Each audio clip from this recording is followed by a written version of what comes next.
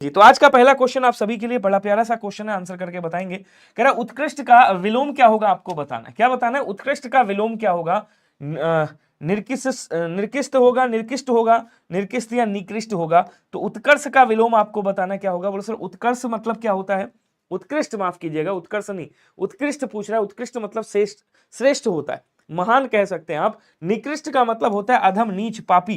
तो आंसर कौन सा हो जाएगा? बोलो सर आंसर यहाँ पे डी वाला आपका राइट हो जाएगा, ध्यान रखिएगा। क्वेश्चन कह रहा है निम्नलिखित में से कौन सा शब्द तत्सम है, जरा बताएंगे।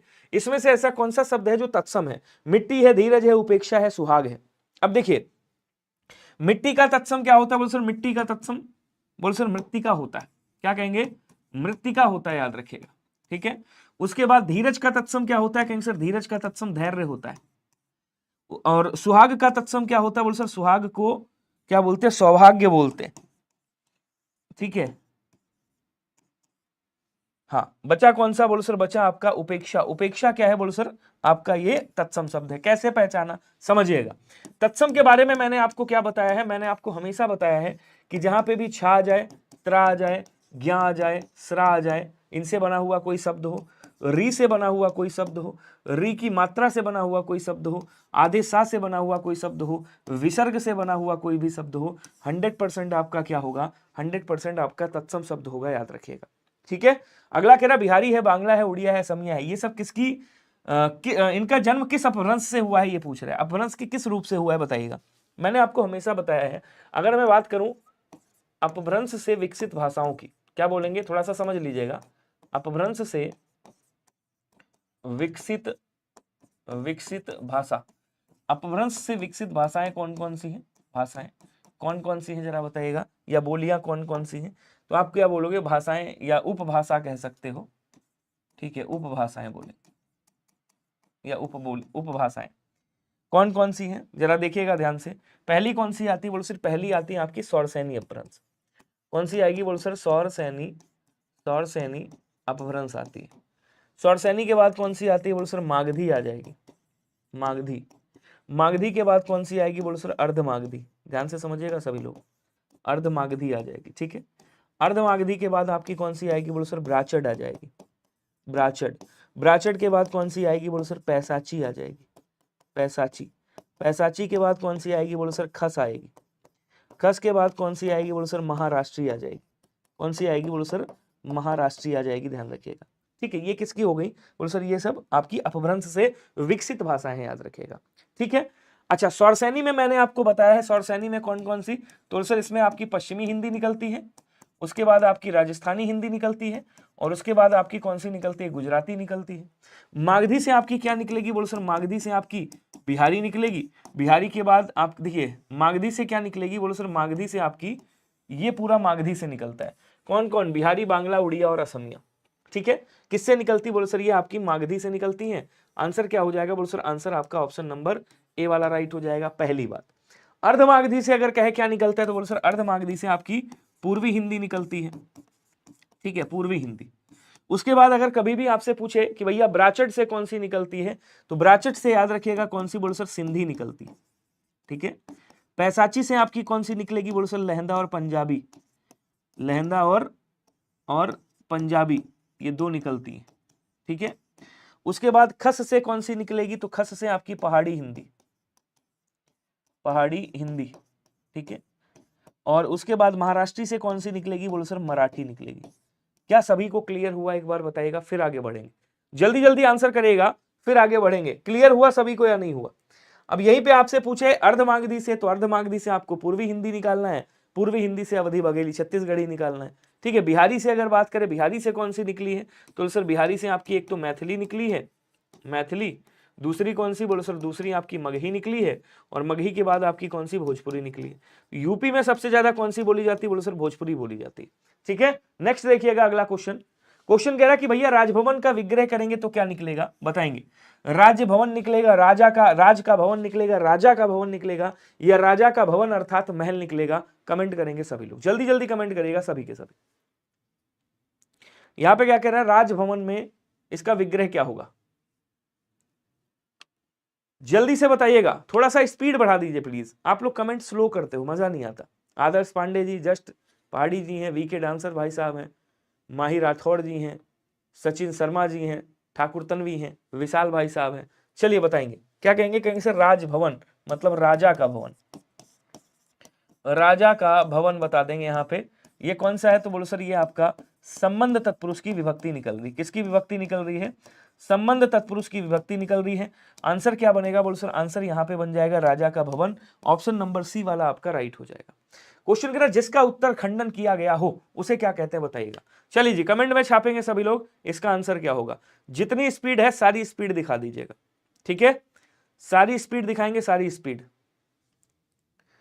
विवृत का मतलब क्या होता है? आपने कहा विवृति, देखिए विवृति लिखा हुआ है, विवृत का मतलब क्या होता है? बोलो सर स्पष्टीकरण के लिए दिया गया। क्या बोलेंगे? स्पष्टीकरण, स्पष्टीकरण के लिए दिया गया। कोई चीज जो स्पष्टीकरण के लिए आपने दी है उसे प्रवृत्ति कहा जाता है, याद रखिए, विवृत्ति कहा जाता है, याद रखिएगा, ठीक है?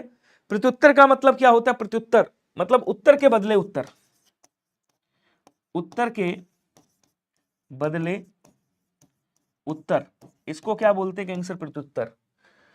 कह रहा प्रत्युच्चार, प्रत्युच्चार का मतलब क्या होता है? बोलो सर पुनः उच्चार। क्या बोलेंगे? पुनः उच्चारण, पुनः उच्चारण बोल देंगे, मतलब तुरंत एक चीज का उच्चारण करके फिर दोबारा से उच्चारण कर देना, पुनः उच्चारण करना कहलाता है। क्या बोलेंगे? पुनः उच्चारण करना। बचा कौन सा साहब? बचा आपका प्रत्युक्त। प्रत्युक्त का मतलब क्या होता है? बोलो सर प्रत्युक्त का मतलब होता है जिसका उत्तर देकर खंडन किया गया हो उसे क्या बोलेंगे? प्रत्युक्त बोला जाता है, याद रखिएगा। कह रहा आर्थिक में सही प्रत्यय में कौन सा होगा? देखिए मैं हमेशा नए नए क्वेश्चन लाता हूं आपके लिए, ठीक है? जरा कमेंट करके बताइएगा सभी लोग। कह रहा आर्थिक में सही प्रत्यय कौन सा है ये बताना है आपको। अब देखिए यहाँ पे क्या है? बोलो सर पहले शब्द क्या था? अर्थ। अर्थ ये क्या है? कहेंगे सर अर्थ जो है ये आपका मूल शब्द है, ठीक है? और यहाँ पे एक प्रत्यय लगाया गया है। एक क्या है? बोलो सर प्रत्यय लगाया गया। अब एक चीज समझिएगा, जब एक प्रत्यय लगता है आ के साथ में, मैंने आपको नियम बताया है, शायद आपको याद होगा कि अगर यहाँ पे मान लो आ से कोई या आ की मात्रा से स्टार्ट हो रहा है कोई शब्द और एक प्रत्यय के साथ योग हो रहा है तो यहाँ पे ई की मात्रा चढ़ जाएगी, और अगर यहाँ पे आ है तो क्या बनेगा? बड़ा आ में बदल जाएगा, ठीक है? मान लो यहाँ पे अगर ऊ है या बड़ा ऊ है तो क्या बनेगा? तो ये आपका अ में बदल जाएगा, ध्यान रखिएगा। मान लीजिए यहाँ पे ई और ई में से कोई एक है, तब क्या बनेगा? तो बोल सर अगर एक प्रत्यय के साथ योग हो रहा है तब ये ए में बदल जाएगा। क्लियर सभी को? तो यहाँ क्या हो जाएगा? बोलो सर यहाँ पे आपका आर्थिक बन जाएगा, अर्थात जो आपका आंसर बनेगा वो कौन सा बनेगा? बोलो सर सी। ये एक प्रत्यय यहाँ पे लगा हुआ है, और एक प्रत्यय का नियम जरूर याद रखिएगा आप लोग। कह रहा है कि किस शब्द में सु उपसर्ग का प्रयोग नहीं हुआ है? यहाँ पे सु उपसर्ग का प्रयोग नहीं हुआ है, बताइएगा। देखिए एक तो आपका कांस्टेबल और एक एएसआई, चाहे आपका एसआई, इन दोनों में उपसर्ग प्रत्यय 100% पूछे जाते हैं। कभी ऐसा कोई क्वेश्चन आपका नहीं आया है पेपर जिसमें उपसर्ग और प्रत्यय ना पूछे जाते हो, संधि ना पूछी जाती हो। ये क्वेश्चन इंपॉर्टेंट होते हैं। सर मेरा हौसला टूटता जा रहा है, कुछ बताइए please please please please please. क्यों हौसला टूट रहा है भाई? विकेट आंसर जी, आपका इतना प्यारा तो नाम है। क्या बोलेंगे इसको? जब विग्रह करेंगे निकलेगा सु प्लस कांत, ठीक है? इसका विग्रह करेंगे क्या निकलेगा? बोल सर देखिए, या इसका विग्रह करेंगे क्या निकलेगा? सु प्लस सील निकलेगा, सु प्लस सील निकलेगा। इसका विग्रह करेंगे क्या निकलेगा? बोलो सर सु प्लस मन निकलेगा, सुमन बन जाएगा। बचा कौन सा? बचा ये। तो ये शब्द क्या था? बोलो सर ये शब्द था सोना, और इसमें आर प्रत्यय लगाया गया है। क्या लगाया गया है? बोलो सर आर, ये जो है प्रत्यय लगा हुआ है, ठीक है? और सोना क्या है? बोलो सर मूल शब्द है। सोना क्या है? मूल शब्द है, तब ये सुनार बना है। आंसर आपका कौन सा हो जाएगा? बी वाला हो जाएगा। यहाँ पे आपका सु उपसर्ग का प्रयोग नहीं किया गया है। बोलो क्लियर सभी को? एक बार सेशन शेयर करिएगा। सर्प का पर्यायवाची क्या होगा बताएंगे? सर्प को क्या कहा जाता है? बोलो सर सर्प को सांप बोलते हैं, ठीक है ना? इसको फणीस बोलेंगे, क्या कहेंगे? फणीस कहा जाता है, उरग बोला जाता है, भुजंग बोला जाता है, इसको ध्यान रखिएगा। पन्नग कहा जाता है, क्या कहेंगे? पन्नग बोलेंगे। इसको मणि के नाम से जाना जाता है, मणिधर कहा जाता है, मणिधर बोल देंगे इसको, ठीक है? विषधर बोला जाता है, विषधर, विषधर बोल देंगे, ठीक है? और क्या बोलते कहेंगे सर? इसको व्याल के नाम से भी जाना जाता है, क्या बोलेंगे? व्याल भी कहा जाता है इसको, ठीक है? ये सब किसके हो गए? बोल सर ये सब सर्प के पर्यायवाची हैं, अर्थात आंसर कौन सा बनेगा? बोल सर आंसर आपका ऑप्शन नंबर ए वाला राइट बन जाएगा। अगर कभी भी पूछे जातरूप किसे कहा जाता है, माफ कीजिएगा, जातरूप सोना को बोलते हैं। बाबू वाला नहीं, ध्यान रखिएगा, सोना स्वर्ण वाला सोना, ठीक है? जिसको हाटक के नाम से जानते हैं आप, जिसको हिरण्य भी कहा जाता है, हिरण्य। और क्या बोलेंगे कैंसर, इसको कलधौंत के नाम से भी जाना जाता है, कलधौंत याद रखिएगा, कलधौंत, ठीक है। उसके बाद क्या बोलेंगे, इसको कनक कहा जाता है, कनक तो आप लोग जानते होंगे। इसको कुंदन के नाम से भी जानते हैं, और इसको कंचन भी कहा जाता है। क्या कहेंगे, इसको कंचन भी कहा जाता है, ठीक है। शार्दुल किसे कहा जाता है, बोलो सर शार्दुल शेर को बोलते हैं, माफ कीजिएगा। सिंह को कहा जाता है, मृगराय को बोलते हैं, मृगराय, मृगराय, मृगराज को कहा जाता है, क्या कहेंगे, इसको मृगराज कहा जाता है। वनराज के नाम से भी जाना जाता है, इसको ध्यान रखिएगा, वनराज बोलते हैं। और क्या बोलेंगे कैंसर, इसको मृगारी के नाम से भी जानते हैं, मृगारी कहा जाता है। केहरी के नाम से जाना जाता है इसको, ठीक है। केसरी के नाम से जानते हैं, केसरी कहा जाता है। इसको नाहर भी बोला जाता है, नाहर। इसको व्याघ्र भी बोला जाता है। ये सब किसके हैं, बोलो सर ये शेर के पर्यायवाची। बोलो क्लियर हुआ सभी को, चाहो स्क्रीनशॉट ले लेना, वरना पीडीएफ आपको मिल जाएगी। ऑप्शन नंबर ए राइट हो जाएगा। क्वेश्चन कह रहा कि भैया पुल्लिंग शब्द कौन सा होगा, बताएंगे। केसी, यहाँ पे लंबे मतलब बालों वाली स्त्री को केसी कहा जाता है। कह रहा पुल्लिंग शब्द कौन सा होगा, पहचान करेंगे। आकाश है, अपेक्षा है, तरफ है और धरोहर है। इसमें पुल्लिंग की बात कर रहा है, तो क्या बोलेंगे, ये मेरी धरोहर है, इसको रखना, तो धरोहर क्या हो गया, स्त्रीलिंग हो गया। उस तरफ देखो, किसका तरफ या किसकी तरफ, तो बोलेंगे सर किसकी तरफ। उसकी अपेक्षा, ये तीनों क्या है, बोलो सर ये तीनों शब्द स्त्रीलिंग शब्द हैं, ठीक है। और जो आकाश शब्द है वो क्या है, कहेंगे सर आकाश शब्द आपका क्या हो जाएगा, बोलो सर पुल्लिंग शब्द हो जाएगा। क्लियर सभी को, बताइएगा क्या कह रहे हो भैया, फिर से कमेंट करो, मैं आपकी कमेंट पढ़ नहीं पाया मेरे भाई, एक बार फिर से कमेंट कर दीजिएगा, ठीक है।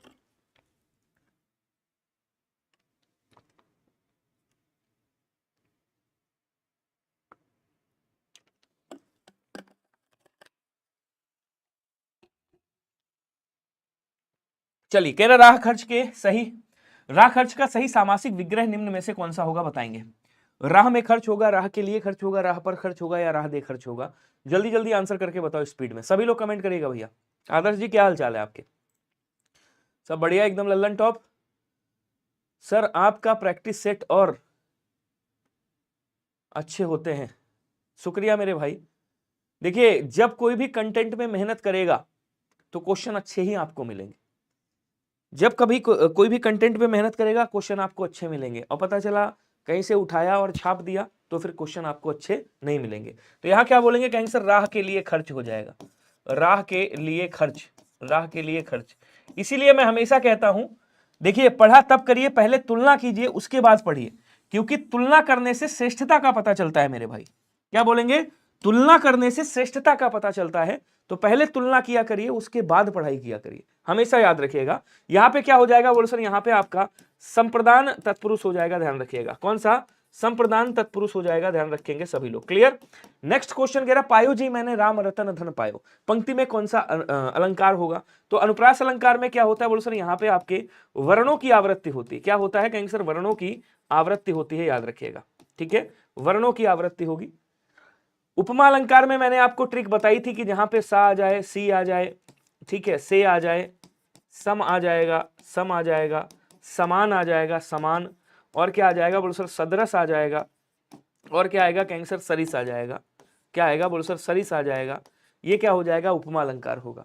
उत्प्रेक्षा अलंकार की ट्रिक फिर एक बार लिख देता हूं, कहीं पे आ जाए मनु आ जाए, मानो आ जाए, ठीक है ना, मनहु आ जाए, मनहु, या फिर जनु आ जाए, मनहु आ जाए, या मानहु आ जाए, ऐसे ध्यान रखिएगा, मानहु लिख देता हूं, मानहु।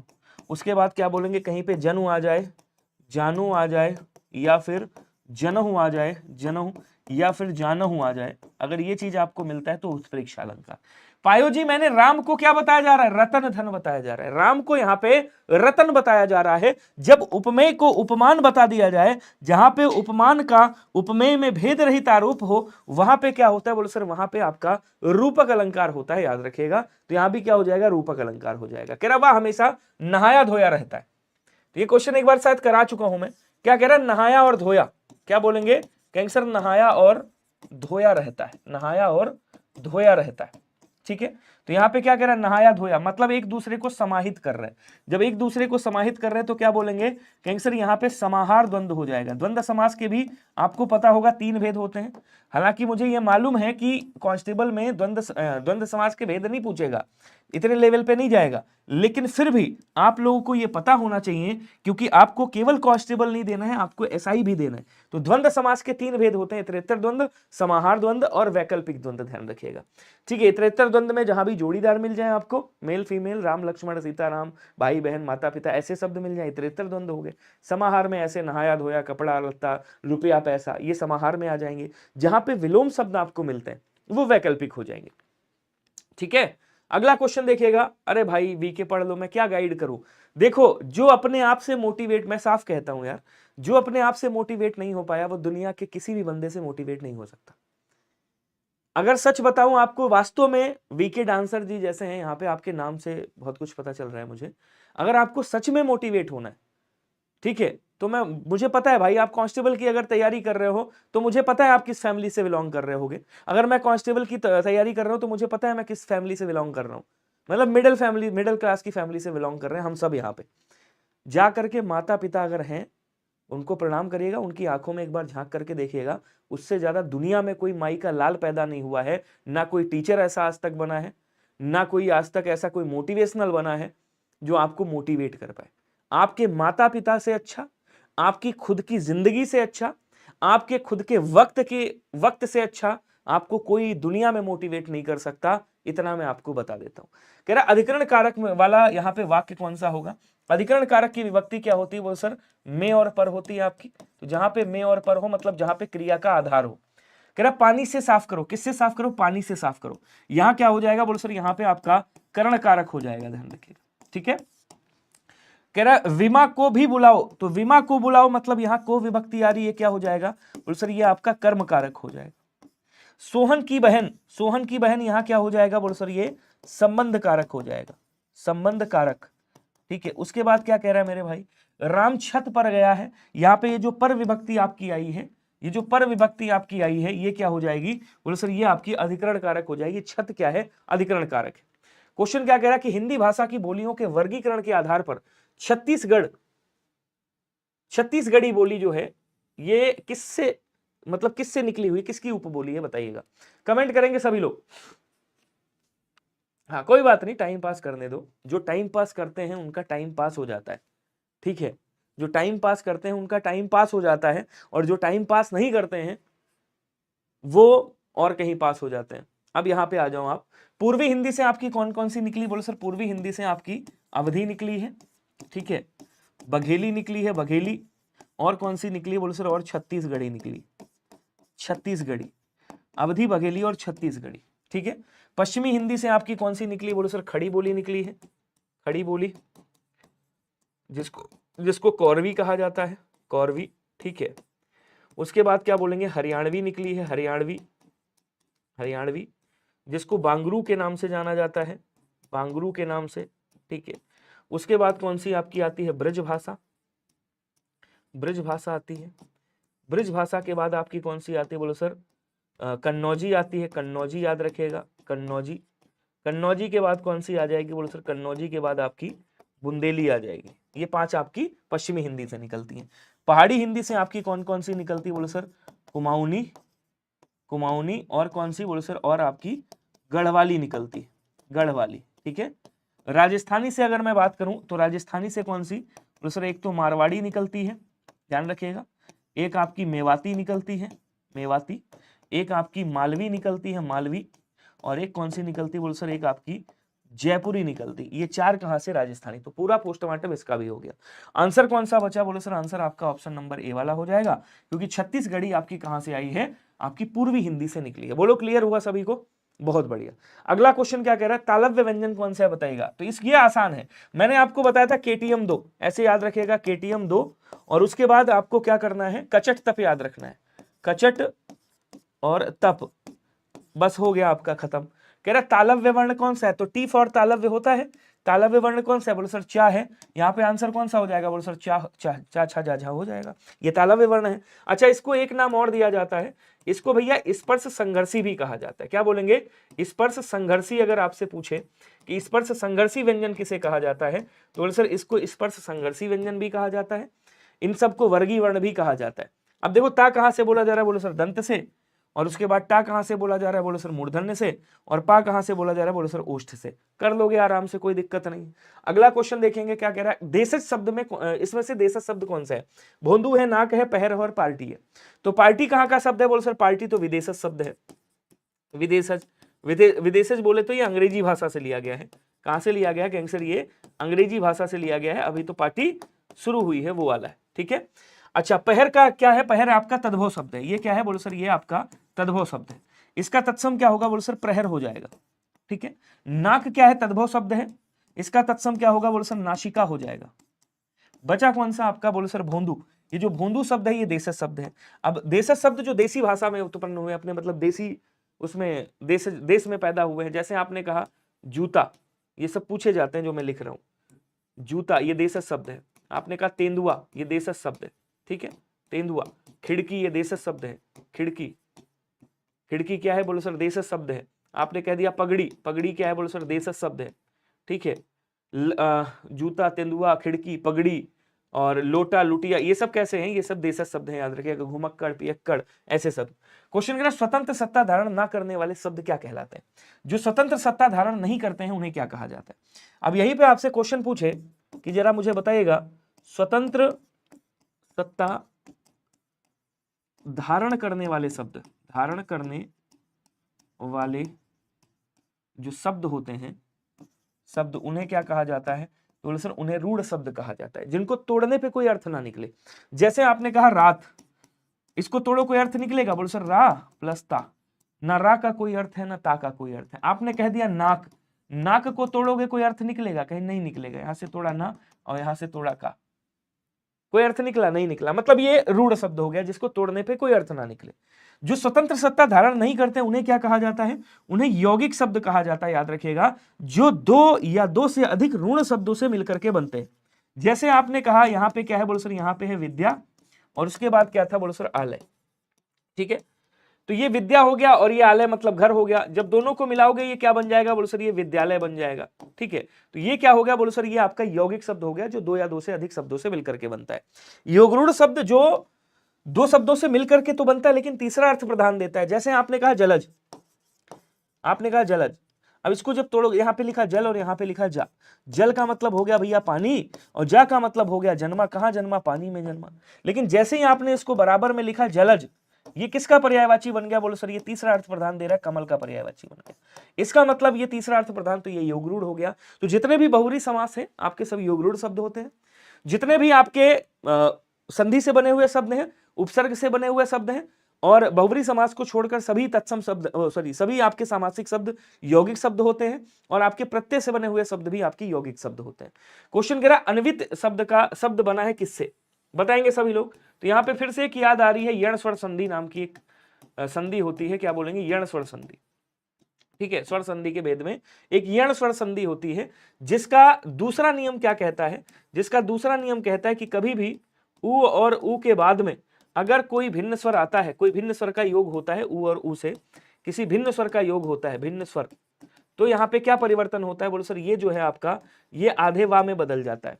ठीक है, कैसे बदलता है जरा देखिएगा, एक बार सेशन को शेयर करिएगा। अभी मैं आप लोगों के नाम पढ़ता हूं, टेंशन मत लेना यार, थोड़ा इसको कवर कर दूं मैं, फिर करता हूं। ठीक है, अब इसको जब तोड़ोगे यहां से क्या निकलेगा? बोलो सर यहां से अन निकलेगा, हलंत लगाएंगे। संधि यहां पे हो रही है, देखो यहां पे वा निकालेंगे, वा में जब हलंत लगाएंगे तो यहां से ई बाहर आ जाएगी, छोटी ई बाहर आ गई। उसके बाद जो बचा यहाँ पे वो क्या करेंगे? ऐसे ही लिख लेंगे। ठीक है, अब देखो यहाँ पे नियम आपको मिल गया। ये वा कब बना होगा साहब? इधर उ और उ में से कोई एक रहा होगा। ठीक है, और यहाँ पे देखो ये भिन्न स्वर आ गया ई। इधर जो बचा उसको लिख लो, नहीं लिखना है कोई बात नहीं, मैं लिख देता हूं, मुझे समझाना है। ठीक है, अब इधर ले जाओ, इसको ले जाओ इसके साथ, और एक मूल शब्द बनाओ। क्या बनेगा? बोलो सर अनु बनेगा। और इधर इसको ले जाओगे, क्या बनेगा? बोलो सर इति बनेगा। तो अनु प्लस इति देखो लिखा है कहीं पे? बोलो सर लिखा है, कहाँ लिखा है? ये वाला लिखा है, अनु प्लस इति। यहाँ पे क्या हो गया? बोलो सर आंसर आपका बी वाला राइट हो गया। क्या सभी ने बी किया था? बताएंगे। सभी ने बी किया था, बहुत बढ़िया। ब्लेसिंग महादेव जी आ गए हैं, सोनाली यू जी हैं, और सरिता वर्मा जी हैं, राजधानी कुमार जी हैं, सागर सिंह साहब जी हैं। चलिए बहुत बढ़िया, राम वर्मा जी और रुद्राक्षी शुक्ला जी। चलिए अगला क्वेश्चन देखिएगा, इनमें से कौन सा शब्द संज्ञा से बना विशेषण नहीं है, बताइएगा। जो संज्ञा से बना हुआ विशेषण नहीं है वो बताइएगा। आइए इसको देखते हैं विग्रह करके। क्या बोलेंगे, इसको जब तोड़ेंगे क्या निकलेगा, बोलो सर अपमान निकलेगा। एक मिनट, क्या निकलेगा, बोलो सर यहाँ पे इसको जब विग्रह करेंगे निकलेगा अपमान, अपमान, और उसके बाद क्या आ जाएगा, इत आ जाएगा। ठीक है, इसको तोड़ेंगे क्या आएगा, बोलो सर नियम, और उसके बाद क्या आ जाएगा, बोलो सर इत आ जाएगा। इसके बाद इसको जब तोड़ेंगे क्या आ जाएगा, बोलो सर वर्ष आएगा, और उसके बाद इक प्रत्यय आएगा, ये वार्षिक बन जाएगा।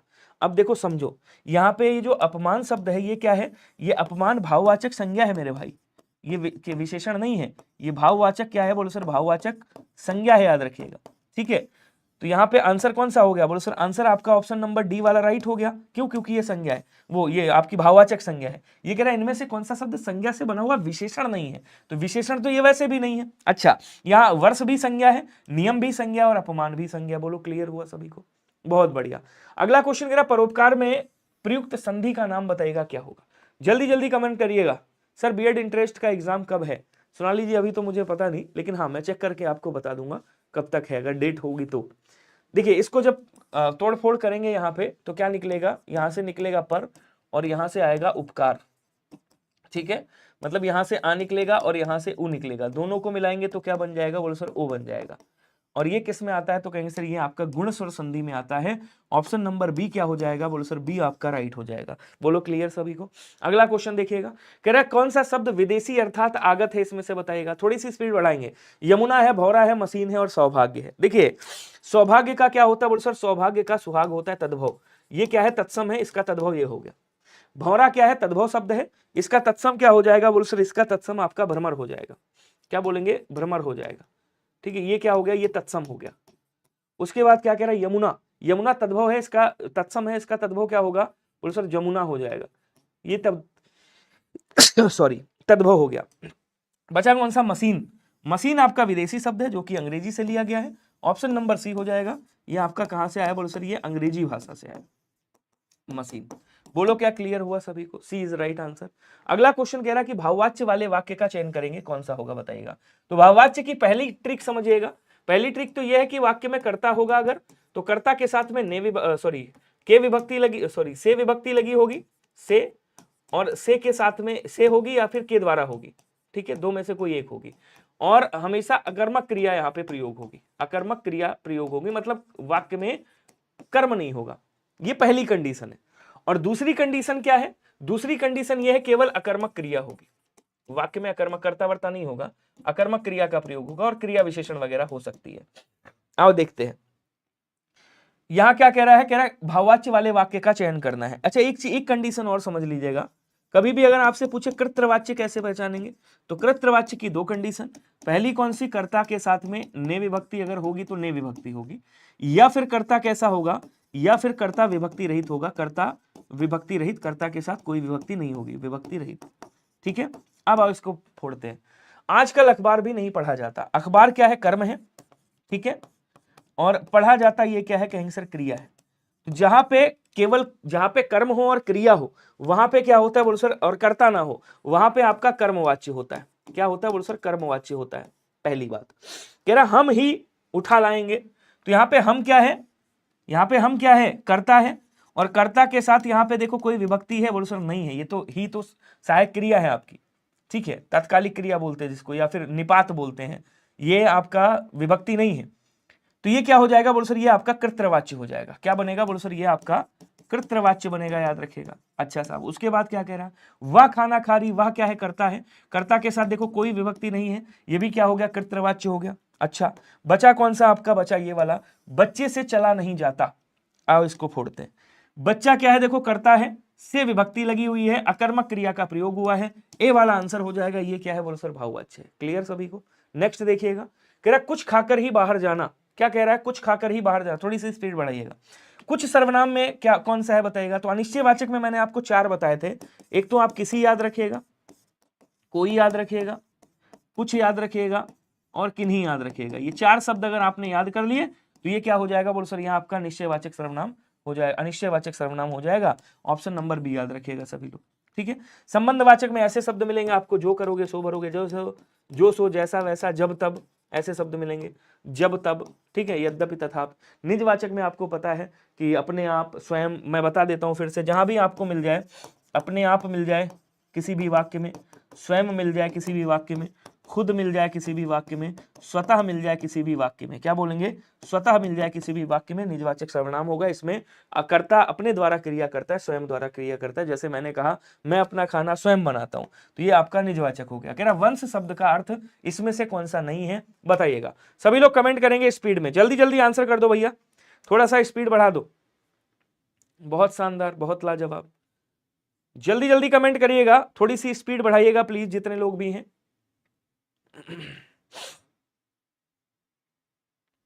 वंश का अर्थ कौन सा नहीं, अब देखो समझो पहले, ये क्या है बोलो सर, वंश है। वंश का मतलब क्या होता है कहेंगे सर, एक तो वंश का मतलब कुल होता है, वंश का मतलब घराना भी होता है कि भैया किस घराने के हो, तो कुल कह लो या घराना कह लो, एक ही बात है। वंश का मतलब जाति भी होता है, ठीक है। वंश का मतलब, वंश का जो तद्भव होता है वो बांस होता है, जो वंश का तद्भव होता है वो क्या होता है बोलो सर, वंश का तद्भव बांस होता है, ध्यान रखिएगा, ठीक है। तो यहाँ पे जो आंसर बनेगा वो कौन सा बनेगा बोलो सर, बांसुरी नहीं होता है, वंश का मतलब बांसुरी नहीं होता, सी वाला आंसर राइट हो जाएगा। क्वेश्चन कह रहा कि भाववाच्य वाला वाक्य पहचानिए, इसमें से कौन सा होगा, थोड़ा सा टिपिकल है, सोचिएगा। कह रहा उठिए अब भोजन किया जाए, यहां क्या है, भोजन है, भोजन क्या है, कर्म है, कर्म के बाद क्रिया है, ठीक है। सुनिए आप कहां जा रहे हैं, तो आप क्या है, कर्ता है, कर्ता के साथ देखो कोई विभक्ति नहीं लगी है। सोचिए तुम क्या पढ़ना चाहती हो, तुम क्या है, देखो कर्ता है, कर्ता, कर्ता के साथ कोई विभक्ति नहीं है। ये क्या हो गया बोलो सर, ये आपका कृतवाच्य हो गया। जो मैं टेक्निक दे रहा हूं ध्यान से समझ लीजिएगा, ये कौन सा हो गया बोलो सर, ये आपका कृतवाच्य हो गया, क्या बोलेंगे, कृतवाच्य हो गया, ठीक है। ये कौन सा है बोलो सर, ये आपका कर्मवाच्य हो गया, कर्मवाच्य। बचा कौन सा, चलिए अब चला जाए, देखो केवल अकर्मक क्रिया का प्रयोग हुआ है यहाँ पे, और कुछ भी यहाँ पे नहीं है, केवल अकर्मक क्रिया का प्रयोग हुआ है। ऑप्शन नंबर बी राइट हो जाएगा। निम्न में से कौन सा कथन सत्य नहीं है, बताइएगा। इसमें कथन कौन सा सत्य नहीं है, संस्कृत में 3 वचन होते हैं, हिंदी में 2 वचन होते हैं, हिंदी में 2 लिंग होते हैं, संस्कृत में हिंदी की तरह 2 लिंग होते हैं। देखिए संस्कृत में 3 वचन होते हैं, बिल्कुल सही है। एक देखिए मैं समझा देता हूं आपको, यहां पे एक वचन होता है, एक वचन, और उसके बाद आपका द्विवचन होता है, द्विवचन, और उसके बाद आपका होता है बहुवचन, बहुवचन। ये संस्कृत की बात कर रहा है। हिंदी में 2 वचन होते हैं, बिल्कुल सही बात है भाई। एक कौन सा होगा बोलो सर, एक वचन होता है, और उसके बाद दूसरा कौन सा बोलो सर, बहुवचन होता है। आप लोग आंसर बताइएगा सभी लोग। हिंदी में 2 लिंग होते हैं बोलो सर, एकदम सही। एक आपका पुल्लिंग होता है, और एक कौन सा होता है बोलो सर, एक आपका स्त्रीलिंग होता है। संस्कृत में हिंदी की तरह 2 लिंग होते हैं बोलो सर, नहीं, ये गलत हो गया। हिंदी के यहाँ पे आपके 3 लिंग होते हैं, कौन कौन से, एक होता है आपका स्त्रीलिंग, अब लिख ही देता हूं मैं, एक होता है स्त्रीलिंग, एक होता है आपका पुल्लिंग, और एक होता है आपका नपुंसक लिंग, नपुंसक लिंग। यहां पे आपके 3 लिंग होता है। तो जो आंसर आपका बनेगा वो कौन सा बनेगा मेरे भाई, वो आपका बन जाएगा ऑप्शन नंबर डी वाला। यही आपका क्या है बोलो सर, यही आपका आंसर है। बोलो क्लियर सभी को। अगला क्वेश्चन देखिएगा, समय की दृष्टि से अनुकूल, जो समय की दृष्टि से अनुकूल हो उसे क्या कहेंगे, अनुकूल, समानुकूल, प्रतिकूल, समयानुकूल। तो उसे क्या बोलते हैं सर, उसे समयानुकूल कहा जाता है। ऑप्शन नंबर डी आपका क्या हो जाएगा, राइट हो जाएगा। स्पीड बढ़ाइए थोड़ी सी। अनुगामी शब्द का सही अर्थ क्या होगा, जो अनुकरण करने योग्य हो उसे क्या बोला जाता है बोलो सर, उसे क्या बोलेंगे, उसे अनुकरणीय, अनुकरण मतलब सुनने योग्य है, ठीक है ना, अनुकरणीय, अनुकरणीय बोलते हैं, अनुकरणीय। उसके बाद क्या कहेंगे, जिस पर अनुग्रह किया गया हो, अनुग्रहित बोल देंगे, अनुग्रहित, ठीक है। उसके बाद क्या कह रहा है, जो किसी के प्रति आसक्त हो और किसी के पीछे पीछे चलने वाले को अनुगामी कहा जाता है। तो यहां पे क्या हो जाएगा बोलो सर, यहां पे आपका ऑप्शन नंबर डी वाला राइट हो जाएगा। क्लियर सभी को। नेक्स्ट क्वेश्चन देखिएगा, स्वागतम में प्रत्यय संधि का यहां पे बताएंगे कौन सी होगी। क्या लिखा हुआ बोलो सर, स्वागतम लिखा हुआ है, स्वागतम। इसको तोड़ेंगे, यहां से क्या निकलेगा बोलो सर, सा निकलेगा, हलंत लगाएंगे, यहां से वाह बाहर आएगा, वाह में हलंत लगाएंगे, यहां से आ बाहर आएगा, उसके बाद जो बचा उसको ऐसे ही लिख देना, ठीक है, अब देखिएगा, समझिएगा, यहाँ पे वाह आया है, इसके बाद भिन्न स्वर है, इसके बाद क्या है, भिन्न स्वर है, मतलब यहाँ पे उ और उ में से कोई एक रहा होगा 100%। इसको ले जाओ, इसके साथ क्या बनेगा, बोलो सर सु बन जाएगा। इसको ले जाओगे, इसके साथ क्या बनेगा, बोलो सर आगतम बन जाएगा, आगतम। तो क्या प्राप्त होगा, बोलो सर सु प्लस आगतम प्राप्त होगा। कौन सी संधि है साहब, तो अभी आप लोगों ने पढ़ा था एक यण नामक संधि होती है, यण स्वर संधि, ये वही वाली संधि है, ऑप्शन नंबर ए राइट हो जाएगा। क्लियर सभी को। नेक्स्ट देखिएगा, निर्गुण का संधि विच्छेद करेंगे क्या होगा। अब देखो यहाँ पे कौन सी है, तो बोलो सर यहाँ पे आपकी विसर्ग संधि। और विसर्ग संधि की ट्रिक मैंने आपको कई बार बताई है, सबसे सस्ती संधि, सबसे इजी संधि यही होती है। ट्रिक के माध्यम से इसको कर सकते हो। ट्रिक मैं बता देता हूं फिर से एक बार। ट्रिक क्या है, देखिए, जहां पे भी आधा सा ये आ जाए संधि हो रही हो, जहां पे भी आपका आधा सा ये आ जाए संधि हो रही हो, जहां आधा सा ये आए, जहां ओ की मात्रा हो, गुण संधि ना हो, ठीक है, और आपका ऊपर रा लगा हुआ हो, इनके स्थान पे दो विसर्ग आपको ऐसे रख देना है, दो बिंदी रख देनी, आगे पीछे जो भी शब्द है वैसे ही रखना है, ठीक है। अभी मैं समझा देता हूं, जैसे क्या लिखा है, निर्गुण, इसको तोड़ेंगे क्या आ जाएगा, बोल सर नहीं आएगा, रा के स्थान पे दो बिंदी लगा दिया, ये क्या बन गया, बोल सर गुण बन गया, निह प्लस गुण हो जाएगा। कहाँ पे लिखा हुआ, बोल सर ये लिखा हुआ, यही आपका आंसर है। इसी तरह से निश्चय का निह धनचय, मनोहर का मनाधन हर हो जाएगा, ऐसे कर सकते हैं, ठीक है ना। अभी स्टडी जी, सरिता वर्मा जी, रजनी कंप्यूटर जी हैं, तुलसा चाहर जी हैं, काजल कश्यप हैं, निशा जी हैं, अयान सिंह, ठाकुर तन्वी, सभी लोग बताएंगे भारत भारती काव्य के रचनाकार कौन है। जल्दी जल्दी कमेंट कर दो स्पीड में, भारत भारती काव्य के रचनाकार कौन है बताइएगा।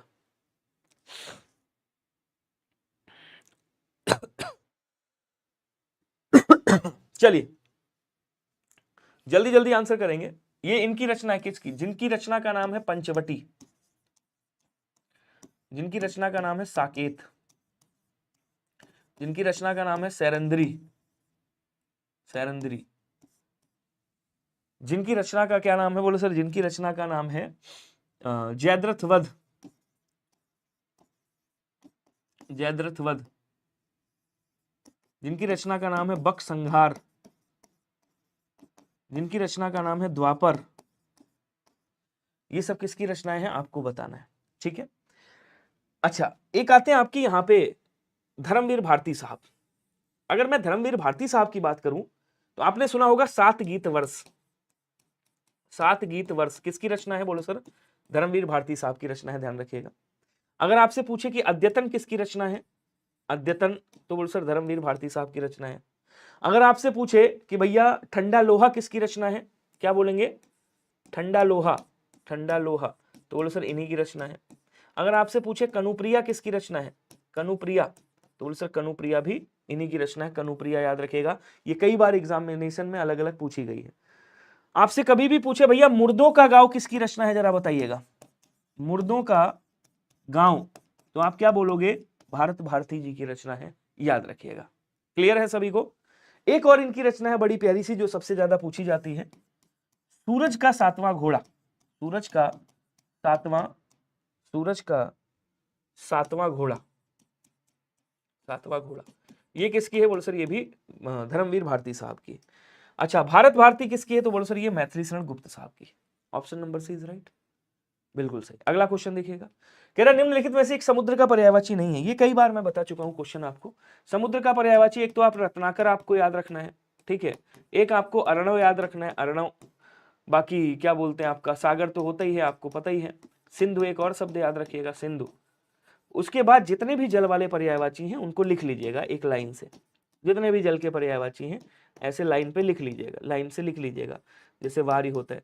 उनके पीछे या तो धी लगा देना जलधि, या निधि लगा देना समुद्र के बन जाएंगे, या फिर धाम लगा देना समुद्र के बन जाएंगे, ठीक है। ऐसे करके आप समुद्र के पर्यायवाची बहुत सारे बना सकते हो। तो यहाँ देखिए जलधि, वारिधि, जलनिधि हो गया, लेकिन जलाधिप नहीं होता। जलाधिप मतलब जल के जो देवता है, अर्थात वरुण साहब, तो वरुण की बात कर रहा है, जलदेव की बात कर रहा है। यहाँ पे डी वाला आंसर आपका राइट होगा। यही क्या है, यही आपका समुद्र का पर्यायवाची नहीं है। हस्त का तद्भव क्या होता है बताइएगा। अब देखो हाथी का पूछे तो क्या होता है, बोलो सर हस्ती होता है, या फिर हस्ती होता है। और हस्तिनी का पूछे तो क्या हो जाएगा, ये तत्सम है, इसका तद्भव क्या होता है, बोलो सर हथिनी होता है। और हथिनी कैसे लिखते, तो ऐसे, ठीक है। बचा कौन सा, बोलो सर हाथ। हस्त किसका है? बोलो सर हाथ का है। ऑप्शन नंबर ए राइट हो जाएगा, एकदम आसान है, कर दोगे कोई दिक्कत नहीं। निम्नलिखित में से कौन सा वाक्य अशुद्ध है आपको बताना है। तो तुम्हारे माता पिता क्या काम करते हैं? उसने अपनी बात धीरे से बताई। गर्मियों की एक बात सुनाता हूं, तुम तुम्हारे घर चले जाओ। ये भी आसान क्वेश्चन है। देखिए ये भी सही है, ये भी सही है, ये भी सही है। तुम तुम्हारे घर नहीं जाओ भैया, तुम अपने घर जाओ। तो यहाँ पे क्या हो जाएगा? बोलो सर यहाँ पे अपने हो जाएगा, अर्थात आंसर आपका कौन सा सही हो जाएगा? बोलो सर डी वाला राइट हो जाएगा। ध्यान रखिएगा, एक्चुअल कांस्टेबल लेवल है। जिंदा रहने की इच्छा को क्या कहा जाता है? स्पीड बढ़ाएंगे थोड़ी सी। जिज्ञासा बोलेंगे, जिज्ञासा बोलेंगे, जिज्ञासा या जिजीविषा। देखिए जिज्ञासा का मतलब क्या होता है? जिज्ञासा का मतलब होता है जानने की इच्छा या फिर ज्ञान प्राप्त करने की इच्छा, इसको भी कर सकते हैं, ठीक है। उसके बाद कह रहे जिज्ञासा का मतलब क्या होता है? तो जिज्ञासा का मतलब होता है भैया जीतने की इच्छा। जीतने की जो इच्छा होती है उसे क्या कहेंगे? उसे जिज्ञासा कहा जाता है। ध्यान रखिएगा। जिज्ञासा होता तो मतलब मारने की इच्छा, और यहाँ पे कह रहा है जिंदा रहने की इच्छा, मतलब जिजीविषा को क्या बोलेंगे? कहेंगे सर जिंदा रहने की इच्छा कहा जाता है। डी वाला आंसर आपका क्या हो जाएगा? राइट हो जाएगा। बोलो क्लियर सभी को? सेशन को शेयर वेयर करते रहा करो सभी लोग। कुछ लड़के जा चुके हैं। इस वाक्य में शब्द कुछ क्या विशेषण क्या होगा बताइएगा। अब क्या कह रहा है? लड़के की विशेषता बता रहा है। लड़का क्या है? यहाँ पे विशेष्य है, ठीक है। और इसकी विशेषता बता रहा है कि कुछ लड़के, मतलब लड़कों को गिन सकता था। 10 जा रहे हैं, 15 जा रहे हैं, कितने जा रहे हैं नहीं पता। तो ये क्या हो जाएगा? अनिश्चित संख्यावाचक होगा। कहां पे लिखा है? बोलो सर ये वाला, क्योंकि गिन रहा है। जब गिनने की बात करें तो संख्यावाचक, चूंकि एग्जैक्ट संख्या नहीं बता रहे तो अनिश्चित संख्यावाचक। सुई का तत्सम क्या होगा? कोई बताएगा? सूजी होगा, सुई होगा, सूची होगा या सूचक होगा। तो सुई को क्या कहा जाता है? सूची कहा जाता है। ऑप्शन नंबर सी वाला हो जाएगा राइट, ठीक है। क्वेश्चन कह रहा है कम या नपा तुला खर्च करने वाला। कम या नपा तुला खर्च करने वाले की बात कर रहा है।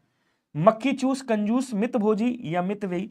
तो मितभोजी मतलब कम खाने वाला, मितव्ययी जो सोच समझकर अर्थात कम खर्च करता है उसे क्या कहते हैं? उसे मितव्ययी कहा जाता है। अगला कह रहा है वह घर पहुंच गया। इस वाक्य में पहुंच गया निम्नांकित में से कौन सी क्रिया है? आसान है एकदम, समझिएगा। देखो ये क्या है? पहुंच, ये एक क्रिया है, ठीक है। और गया ये भी क्या है? बोलो सर ये भी क्रिया है। तो आपको पता होगा जहां पे दो या दो से अधिक असमान क्रियाएं आपस में मिलती हैं वहां क्या होती? बोल सर वहां पे संयुक्त क्रिया होती है, याद रखिएगा, ठीक है। संयुक्त क्रिया के कितने भेद होते हैं मेरे भाई? संयुक्त क्रिया के 11 भेद होते हैं, याद रखिएगा। आरंभ बोधक, समाप्ति बोधक, निश्चय बोधक, अवकाश बोधक, ऐसे करके 11 भेद होते हैं। प्रेरणार्थक क्रिया दो प्रकार की होती है। एक आपकी होती है प्रथम प्रेरणार्थक और एक होती है आपकी द्वितीय प्रेरणार्थक। प्रेरणार्थक क्रिया की परिभाषा जो होती है वो ऐसी होती है कि भैया जब कर्ता अपने द्वारा काम ना करके किसी और से काम करवाता है तो प्रेरणार्थक क्रिया कहलाती। लेकिन यहाँ पे क्या होता है? कभी कभी अपने आप भी काम करता है। तो दो प्रकार की आपकी प्रेरणार्थक क्रिया, एक प्रथम एक द्वितीय। प्रथम में जब कर्ता अपने आप काम करे, जैसे आपने कहा गिरना मूल क्रिया है, आपने कह दिया गिराना, ये क्या हो गई? प्रथम प्रेरणार्थक हो गई। और आपने कहा गिरवाना, किसी और से काम करवा रहा है, ये क्या हो गई? द्वितीय प्रेरणार्थक हो गई। जैसे आपने कहा मंगाना, मांगना से मंगाना, मंगाना, ठीक है, ये क्या हो गई? प्रथम प्रेरणार्थक। और आपने कह दिया मंगवाना, ये हो गई द्वितीय प्रेरणार्थक। क्लियर हुआ सभी को? अगला क्वेश्चन क्या कह रहा है देखिएगा, इनमें से कौन सा शब्द धनुष का पर्यायवाची नहीं है? ये पूछ रहे हैं। तो धनुष को क्या कहा जाता है? बोलो सर धनुष को चाप भी बोलते हैं, धनुष को विशिख भी कहा जाता है। विशिख, विशिख, विशिख भी बोलेंगे, कोदंड भी बोलेंगे, चाप भी बोलेंगे, सरासन भी बोलते हैं यार। ओ सॉरी, विशिख कहाँ, कोदंड, चाप, सरासन, कारमुक भी बोलते हैं। विशिख नहीं बोलते, विशिख तो बाण को कहा जाता है। विशिख किसको कहा जाता है? बोलो सर विशिख तो बाण को कहते हैं, विशिख जो है तीर को कहते हैं, ध्यान रखिएगा। आसुग को विशिख बोलते हैं, आसुग। सर को बोलते हैं सर। सिलीमुख अगर आपसे पूछे कि सिलीमुख किसे कहा जाता है, तो सिलीमुख किसे कहा जाता है? इस पूछे तो किसे? बाण को कहते हैं। अर्थात आंसर आपका कौन सा हो जाएगा? तो बोलो सर ए वाला आंसर राइट हो जाएगा। क्लियर सभी को? जल्दी जल्दी आंसर करो यार, कैसे स्लोली स्लोली चल रहे हो? सर मेरे मोबाइल में रिचार्ज नहीं है, सिस्टर का फोन से आपकी क्लास ले रहा हूं। बहुत बहुत धन्यवाद कुमारी नीतू जी। कह रहा शुद्ध वर्तनी का चयन करें और बताएं शुद्ध वर्तनी कौन सी? कुमुदनी कैसे लिखा जाएगा? तो देखिए कुछ शब्द हैं, मैं लिख देता हूं, सभी लोग ध्यान दीजिएगा। अगर आपसे कभी भी पूछे कुमुदनी कैसे लिखेंगे तो बोले सर कुमुदिनी, कुमुदिनी ऐसे लिखा जाता है। आपसे पूछे सरोजनी कैसे लिखेंगे तो सरोजनी ऐसे लिखा जाता है, ठीक है। कभी भी आपसे पूछे कौमुदी कैसे लिखेंगे तो ये तो खैर लिख लोगे, कोई दिक्कत नहीं है। अब आपसे पूछेगा प्रियदर्शनी कैसे लिखते हैं। देखिए एक होता है प्रदर्शनी, अगर प्रदर्शनी पूछे तो ऐसे, और अगर आपसे पूछे प्रियदर्शनी कैसे लिखेंगे तो कैसे? प्रियदर्शनी, तब फिर आप ऐसे लिखोगे। दोनों को याद रखिएगा, भूलिएगा नहीं, दोनों अलग अलग कंडीशन है, प्रदर्शनी और प्रियदर्शनी। जैसे आपसे पूछता है कि अगर कभी भी पूछे जागृत कैसे लिखेंगे, तो ऐसे लिखेंगे अगर ता के ऊपर मात्रा नहीं है तो, और अगर आपने ता के ऊपर मात्रा लगा दी ऐसे करके, ये मात्रा लगा दी, तो यहाँ पे ये ऐसे बनेगा, जागृति हो जाएगा। तो ये भी सही है, ये भी सही है, दोनों को याद रखिएगा। कुमुदनी कौन सा सही है? बोलो सर कुमुदनी आपका ये वाला सही है। ऑप्शन नंबर क्या हो जाएगा? सी वाला राइट हो जाएगा, याद रखिएगा। क्लियर सभी को? कोई दिक्कत? अगला देखिएगा, संभवतः आज वर्षा हो जाए। यहां क्या कह रहा है? संभवतः, मतलब यहां पे आपने संभावना पहले ही लगा दी, ये तो हो गया संभावना। उसके बाद कह रहा है आज बारिश हो जाए। हो जाए मतलब भविष्य की बात कर रहा है, तो जब ये भविष्य की बात कर रहा है तो दोनों को मिलाओगे क्या बनेगा? संभाव्य भविष्य बनेगा। तो यहाँ पे संभाव्य भविष्य है कहीं पे? नहीं है। संभवतः आज वर्षा हो जाए, संदेहवाचक, विस्मयादिबोधक, इच्छावाचक। अच्छा, ये वाक्य का पूछ रहा है, अर्थ के आधार पे 8 प्रकार के वाक्य होते हैं, तो यहाँ पे जो वाक्य पूछ रहा है वो कौन सा होगा? यहाँ पे आपका संदेहवाचक वाक्य होगा। ठीक है, अगर आपसे पूछता काल कौन सा है, तब आप क्या कह देते? तब आप कह देते संभाव्य भविष्य काल। क्या कहते? संभाव्य भविष्य काल कह देते। ठीक है, संभाव्य भविष्य काल अगर काल पूछता तो। बोलो क्लियर सभी को? कोई दिक्कत? अगला क्वेश्चन देखेंगे, निम्नलिखित में से पत्थर का पर्यायवाची कौन सा नहीं? अब पत्थर किसे कहते हैं? बोलो सर पत्थर बोले तो प्रस्तर, पत्थर का तत्सम है। उसके बाद आता है पाषाण, पाषाण तत्सम शब्द है, इसका तद्भव क्या होगा? बोलो सर पाहन हो जाएगा। ठीक है, पाहन बोलते हैं इसको। इसको सैल भी कहा जाता है, ध्यान रखिएगा। इसको शिला भी बोला जाता है, इसको उपल भी कहा जाता है। क्या बोलेंगे? उपल भी कहा जाता है, पाहन भी बोलते हैं। तो प्रस्तर हो गया, उपल हो गया, पाहन हो गया, पस्म नहीं होता, याद रखिएगा। पस्म का मतलब अनचाहे बाल। तो सी वाला आपका आंसर क्या हो जाएगा? राइट हो जाएगा। ठीक है, कह रहा निम्नलिखित में से अशुद्ध शब्द कौन सा होगा? बताइएगा। सभी कमेंट करेंगे। अक्षोहिणी है, औद्योगिक है, वृतांत है, ये करा चुका हूं क्वेश्चन, ये रिपीट हो गया। तो औद्योगिक चाहे ऐसे लिख दो चाहे ऐसे लिख दो, बात क्या है? बोलो सर बात आपकी सही है, इसी का थोड़ा सा विस्तार रूप ऐसे लिखा हुआ है, औद्योगिक हो गया, सॉरी औद्योगिक हो गया। अक्षोहिणी सही, अक्षोहिणी सही लिखा हुआ है, वृतांत भी सही है। गलत कौन सा? बोलो सर सूझबूझ गलत लिखा हुआ है। ठीक है, ये गलत है आपका। ये कैसे लिखा जाएगा? तो बोलो सर सूझबूझ होता है, सूझ और बूझ, सूझबूझ। यहाँ क्या लिखा है? सूझ, ये गलत हो गया। तो डी आंसर आपका क्या हो जाएगा? राइट हो जाएगा। नेक्स्ट क्वेश्चन क्या कह रहा है? लो या लतिका भी भर लाई, मधु मुकुल नवल रस गागरी। क्या कह रहा है? लो या लतिका भी भर लाई, मतलब लता जो है वो भी भर के गागरी ले आ रही है। आपने कभी लताओं को गागरी भरते हुए देखा है? फूल हंसे कलियां मुस्काई, फूलों को हंसते हुए देखा है, कलियों को मुस्काते हुए देखा है? नहीं देखा होगा साहब। कहते हैं कि सागर के उर पर, उर मतलब हृदय, सागर के उर पर नाच नाच लहरें करती हैं मधुर गान। लहरों को नाचते गाते देखा है? नहीं देखा है साहब। तो जहां पे निर्जीव चीजों में भी मानव के क्रियाकलापों को रोपित किया जाता है, वहां क्या होता है? बोलो सर वहां पे मानवीकरण अलंकार होता है। ध्यान रखिएगा, ऑप्शन नंबर ए वाला राइट हो जाएगा, पहला बात। उल्लेख अलंकार जहां पे किसी एक वस्तु का अनेक वस्तुओं में अनेक प्रकार से वर्णन किया जाता है, उल्लेख अलंकार होता है। जैसे तू रूप है किरण में, सौंदर्य है सुमन में, तू प्रेम क्रिश्चियन में, ईमान मुस्लिमों में। ठीक है, और ऐसे करके बोलते हैं, उसको उल्लेख अलंकार बोलते हैं। जैसे एक आता है मेरे नगपति मेरे विशाल, मेरे नगपति, हाँ मेरे विशाल, तो वो आपका जो क्या बोलते हैं हिमालय के लिए बोला जाता है, वहां भी आपका उल्लेख अलंकार होता है। भ्रांतिमान अलंकार में आपको मैं बता चुका हूं, जहां पे किसी चीज में किसी और के होने की भ्रांति हो जाए। जैसे मान लो ये पेन है, आपने कहा अरे सर ने तो मोबाइल पकड़ रखा है, और आपने उसका वर्णन कर डाला।